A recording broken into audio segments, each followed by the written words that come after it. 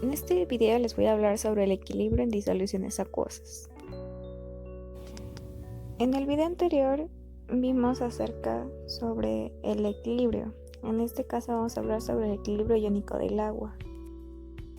El agua se conoce como el disolvente universal y cumple con el siguiente equilibrio. En la diapositiva podemos encontrar la reacción del agua y que se disocia en iones hidrógeno e iones hidroxilo. Por lo tanto, podemos decir que el agua es anfótero, es decir, que se puede comportar como un ácido o como una base, pero eso lo veremos más adelante. Como se muestra, el agua también posee su constante de equilibrio. El agua está ligeramente ionizada y contiene la misma cantidad de iones hidrógeno u hidronio e ion hidroxilo. Esta constante se conoce como Kw o Kc, como vimos en el video anterior, en el que es igual la concentración de los iones hidrógeno y los iones hidroxilo. Entonces, esta constante de equilibrio es igual a la concentración de los iones hidrógeno por la concentración de los iones hidroxilo sobre la concentración de la sustancia, que en este caso es el agua.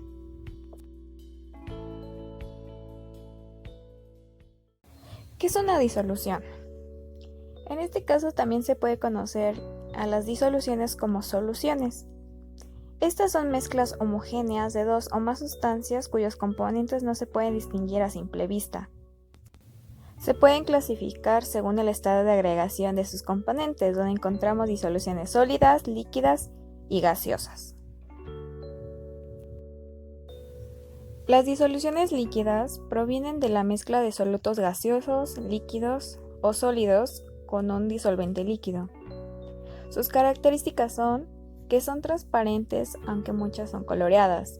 El tamaño de las partículas del soluto es tan pequeño que no se pueden ver a simple vista, ni tampoco separar por filtración. Las partículas del soluto están distribuidas homogéneamente por todo el líquido disolvente y no sedimentan.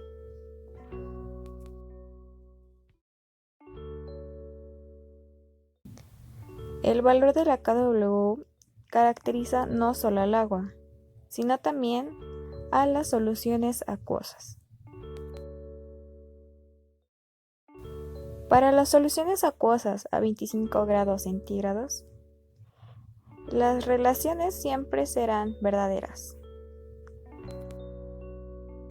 Es decir, la Kw es igual a la concentración de los iones hidrógeno u hidronio por la concentración de los iones hidroxilo, dan como resultado 1 por 10 a la menos 14. Y el pH más el pOH es igual a 14, que esto lo veremos más adelante. El equilibrio iónico en soluciones acuosas es el equilibrio entre una sal sólida poco soluble y sus iones en solución. Muchos compuestos, por ejemplo, las sales o los hidróxidos, son levemente solubles en agua. Tenemos como ejemplo al sulfato de bario, que añadiendo cierta cantidad al agua, vemos que gran parte de este se va al fondo, formando un precipitado constituido de sulfato de bario que no se disuelve. Es decir, que no toda esta sal va a diluirse. Sabemos que la disolución de la sal no terminó. En realidad, esta sal continúa disolviéndose y precipitándose, estableciendo un equilibrio dinámico del que hablamos el video pasado. Este equilibrio se llama heterogéneo o polifásico. Y aquí se incluye un concepto importante, que es el producto de solubilidad. Supongamos que una solución de electrolito A sub 2 B sub 3 es poco soluble en presencia de su cuerpo al piso, que es la parte insoluble, lo que hablamos en la diapositiva anterior.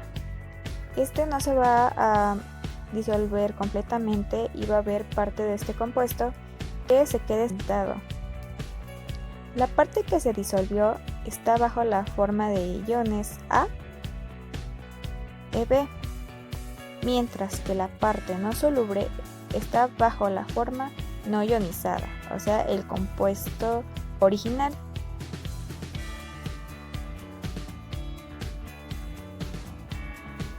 El equilibrio dinámico entre A y B y sus iones en la solución puede ser representada por la ecuación siguiente, en la que A sub 2 y B sub 3 sólido se disocia en 2 moles de A en acuoso más 3 moles de B. Como en todo equilibrio, esto también tiene que obedecer a la ley de equilibrio, que da por K es igual a la concentración del ion A por la concentración del ion B sobre la sustancia, que por lo tanto, al multiplicar esta constante por la concentración de la solución, da igual al producto de los iones, que su coeficiente estequiométrico da lugar a las potencias.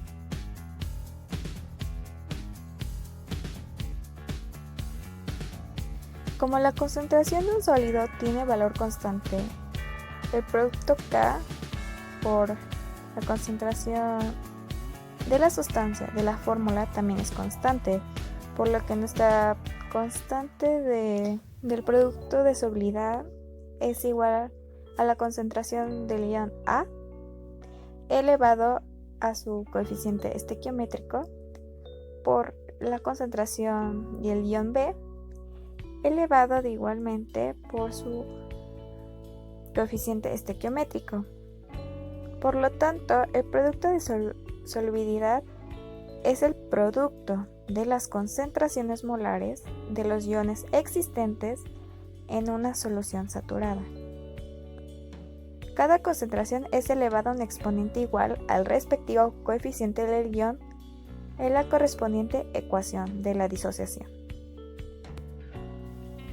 Tenemos algunos ejemplos en la parte izquierda de la diapositiva. Como se pueden fijar, es muy sencillo determinar esta constante del producto de solubilidad, ya que solamente hay que tener en cuenta los valores de los coeficientes estequiométricos e identificar los iones que componen la sustancia. La expresión Kps es utilizada solamente para soluciones saturadas de electrolitos considerados insolubles, es decir, que son levemente disueltos en agua. Esta constante solo depende de la temperatura. Cuanto más soluble es el electrolito, mayor es la concentración de iones en la solución y mayor es el valor de Kps. Cuanto menos soluble sea el electrolito, va a ser menor la concentración de iones en la solución. Por lo tanto, el valor de Kps es menor.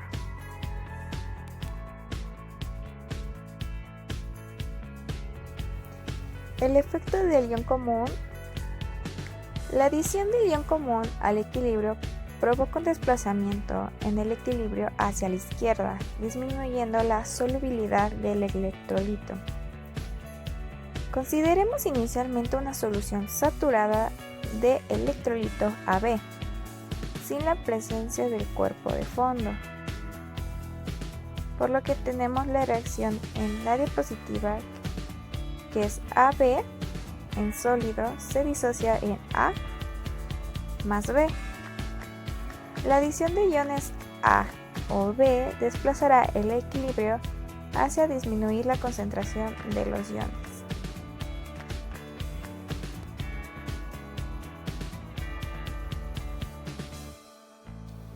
La formación del precipitado. En presencia del precipitado, la adición del ion común desplaza el equilibrio hacia la formación del electrolito sólido, de modo a mantener constante el producto de las concentraciones de los iones. La adición del electrolito sólido no altera de ninguna manera el equilibrio ni el número de iones en solución. Es decir, que estos iones se van a desplazar de manera en que quede en equilibrio, por lo tanto tiene que establecerse los iones disociados y lo que se va a precipitar para que no cambie el producto de las concentraciones de los iones de la fórmula que vimos anteriormente. La teoría de ácido-base. Como primera teoría tenemos lo que decía Arrhenius, que consideraba un ácido aquella sustancia que produce iones hidrógeno o hidronio en agua, y consideraba a una base aquella sustancia que produce iones hidroxilo en el agua. Esto solamente es cierto en soluciones acuosas. Como segunda teoría tenemos lo que decía Bronsted-Lowry, que consideraba a un ácido aquella sustancia que dona protones y a una base aquella sustancia que acepta los protones.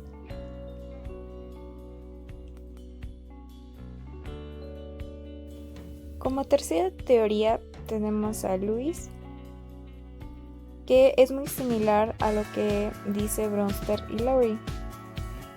Sin embargo, él consideraba que un ácido es aquella sustancia que acepta un par de electrones y considera a una base que es aquella sustancia que dona un par de electrones.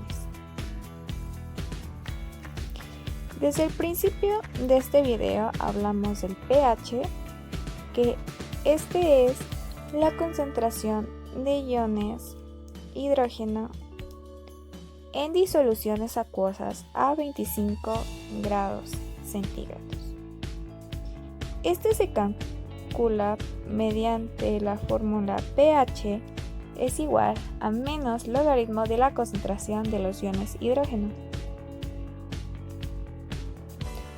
Decimos que una solución es neutra cuando la concentración de los iones hidrógeno u hidronio es igual a la concentración de los iones hidroxilo. Y decimos que una solución es ácida cuando la concentración de los iones hidrógeno es mayor a la concentración de los iones hidroxilo. Y decimos que una solución es básica cuando la concentración de iones hidroxilo es mayor a la concentración de los iones hidrógeno. En la parte derecha de la diapositiva tenemos a la escala del pH, que se mide de 1 al 14. Donde 1 quiere decir que es la parte ácida y el 14 quiere decir que es la parte más básica. Donde 7 se encuentra las soluciones neutras, como tenemos el agua, que se encuentra a mitad de dicha escala.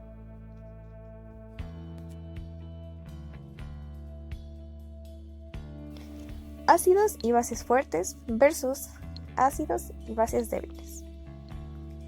Los ácidos o bases fuertes son aquellas sustancias que se encuentran completamente disociados o ionizados en una solución acuosa, en este caso agua, mientras que los ácidos o bases débiles son aquellos que se encuentran parcialmente disociados en la solución acuosa.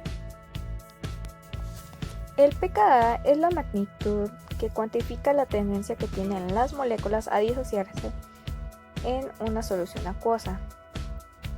Esto se determina por pKa es igual a menos logaritmo del Ka. Pero, ¿qué es el Ka? El Ka es la constante de acidez que determina qué tan fuerte es un ácido. Un ácido débil es una disolución acuosa que se disocia según la siguiente ecuación, que al interaccionar con el agua se disocia en el ácido y protones. En este caso, su constante de equilibrio se expresará como K es igual a la concentración del ácido por la concentración de los iones hidrógeno sobre el ácido original por la concentración del agua. Pero como en soluciones acuosas diluidas, la concentración de agua se considera constante. Se incluye en la constante de equilibrio y se obtiene la constante de disociación ácida, o sea, el Ka, que es igual a la concentración del ácido conjugado por la concentración de los iones hidrógeno sobre la concentración de la sustancia. Entre más alto sea el valor del Ka, el ácido es más fuerte. Las aplicaciones en biomedicina son que en el laboratorio es necesario realizar disoluciones para realizar cualquier clase de experimento. Es importante tener el conocimiento en cómo se comportan estas sustancias de acuerdo a las teorías de ácido-base. El pH fisiológico es cercano al 7, por tanto, cualquier sustancia con un pH diferente que se suministre puede repercutir, por lo que es importante determinar el pH mucho antes y entender este concepto. Los amortiguadores usados en la investigación dependen del tipo de experimento, sin embargo, se requiere un intervalo útil de pH más o menos 1 del pKa, usualmente entre los 6 a 8. Todo esto es muy importante porque son conceptos muy básicos en los que se aplica en cualquier laboratorio.